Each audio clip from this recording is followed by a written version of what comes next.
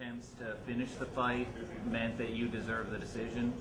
No, I feel that he beat me fair and square, but I was close, but close isn't close enough, and I'm just gonna have to go back to work, get stronger, and come back and fight again.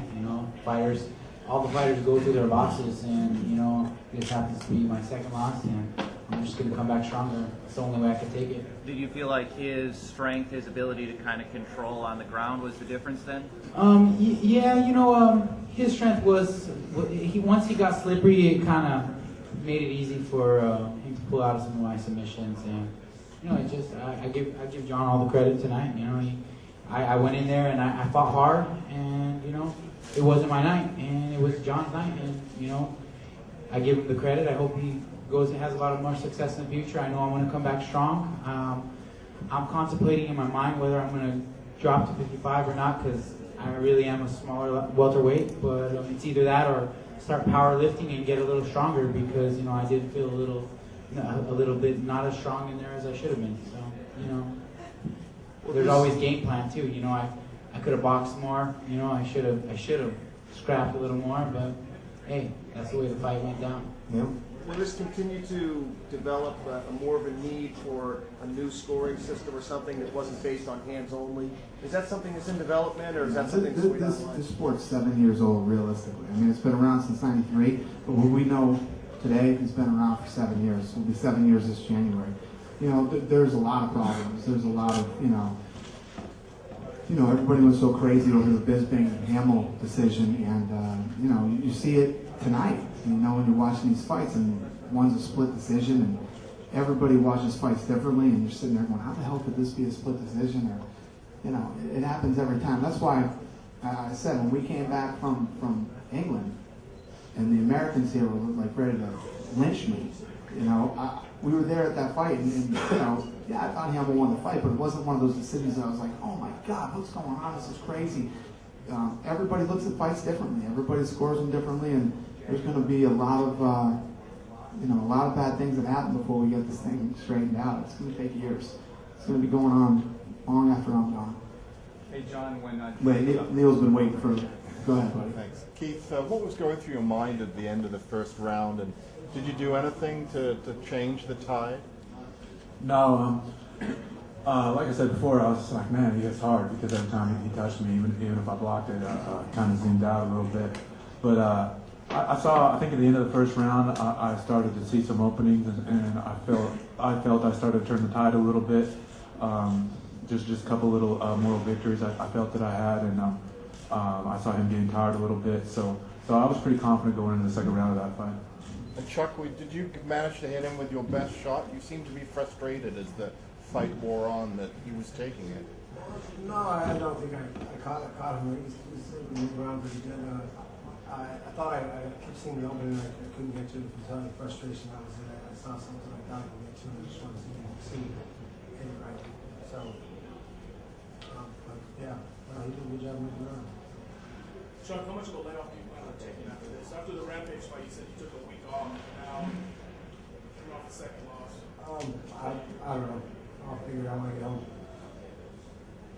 Go ahead, sorry. John, when Diego ran at you to begin the fight, what crossed your mind? That's kind of what we expected. We pretty much thought that he was going to want to come out really aggressive and come straight across the ring and get the fight started right away. I think he wanted to finish it as soon as possible and get his career back on track. So we were prepared for it. Were you surprised it was a split decision? I was very surprised it was a split decision. I thought I didn't completely dominate and destroy him, but I thought I dominated the fight, and I think it should have been a 30-27 split on all three cards. John, in the 170 division, it's very heavy with wrestlers. How do you feel your wrestling matches up with the other guys in the division? I think my wrestling matches up fairly well, and where it's less than someone else's, I think my jiu-jitsu makes up for it, and then my striking will make up for whoever's got better jiu-jitsu. So I think that's my biggest threat, is I can shift and fight a lot of different ways. First, I have to say, you look better. No, your face. Your face. Oh yeah, Frankenstein. I'm going to I was like, you look better. I was like, well, I'm not a model, dude. Get ready for this fight. What was your breakdown of what the shoot box style is, and how did you train to sort of cancel out the shoot box style? Well, you know, I trained a lot of things, didn't do them. But I trained, you know, I knew he'd come forward. I was going to cut angles and throw a 2-3-2, come forward, throw a high kick, you know, pull out of the clinch, turn, cut angles, do a bunch of shit I didn't do. But, you know, I had a lot of plans, you know. I worked a lot of necktie, worked a lot of neck strength stuff, worked a lot of, you know, defending against knees and stuff like that. So the neck exercise to cancel out against the Muay Thai? Yeah. And did you find that that in the clinch Muay Thai he was extremely effective, or? I'm just bigger than him, you know. I don't know why. I just got tired and let him take me down with the kind of it wasn't really a good single leg. I mean, I worked with such good wrestlers, and to be honest, he just has really good like drive and cardio, you know. Did you ever feel against the cage like maybe he wasn't as comfortable because of the cage?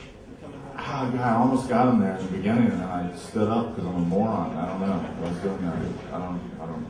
I never really put him against the cage. You know, he kind of put me against the cage, and the ref yelled at me for pushing off, which I'm very upset about. Hey, my fingers did not go through. You know, I was just pushing off the cage. I started yelling back at the ref, and then Shogun elbowed me in the face. Dana, what happens to Tyson Griffin next? That's 3 fights, 3 straight fights in the night. Where are you going to put him next? Yeah, no, he's up at the top of the food chain in that weight division. He's looked great. He's an aggressive, tough fighter. The kid he fought tonight is amazing. That kid is really good. Yeah, I don't know. You could Tyson an easy fight. You could give him an easy fight. Yeah, there's no easy fights in that division. So you right a favor. Yep. Forrest, how many did you get there? Beg your pardon? How many did they give you there? You have to ask the doctor, dude. I don't know. All of them, maybe? Keith, would you be ready for a shot or anything? Yeah, man, I'll fight whoever they give me. I'm here to fight all the best fighters. With the title or without the title, I don't care. Do you feel vindicated by all the criticism you got in, Kevin was saying stuff too. Kevin was one of them. I wasn't paying attention to that. I knew that I belonged in this fight. I knew that I matched up well, so people are a little bit more ignorant. I don't care. Yeah, Kevin. ignorant.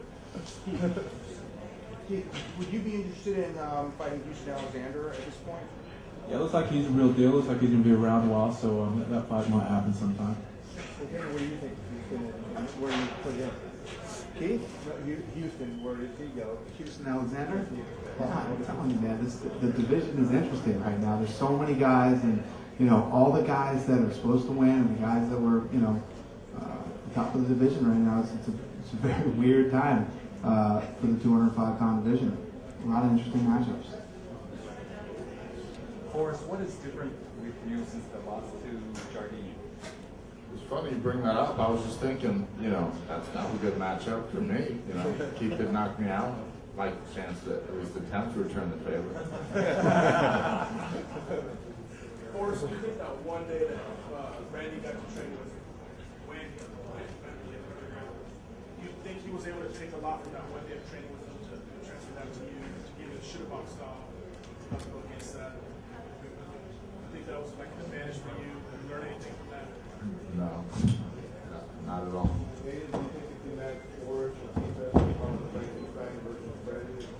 All right, Keith, I think you have to beat that one up.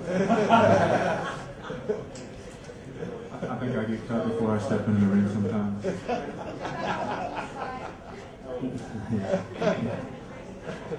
Chuck, was there any residual from the last fight at all, where you feel there's any play over from that? I don't think so. I didn't feel the training, didn't feel it anytime. So, no.